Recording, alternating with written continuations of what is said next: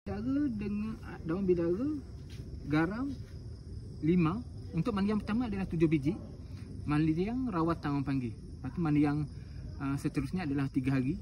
3 hari, 3 biji, 3 biji, 3 biji. Untuk 3 hari mandi waktu selepas asar sebelum maghrib, waktu yang terbaik. Waktu yang kalau ada musakah-musakah lain terpulang. Kalau tapi kita nak cari waktu terbaik adalah selepas asar sebelum maghrib. Sebab tu bertukar alam. Okey, dalam ni garam kita guna 5-7 butir. Lepas tu ni kasturi kijang ni, kalau yang saya punya guna separuh. Yang separuh cara buka dia cekik je kat atas ni. Cekik je. Cekik, tuang. Ini cara untuk mandi angkat lah saya.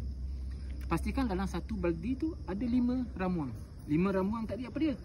Daun bidara, garam, 5 kasturi kijang sama dengan air. Lepas tu satu lagi air batu jika perlu. Okey? Baik. Assalamualaikum warahmatullahi wabarakatuh.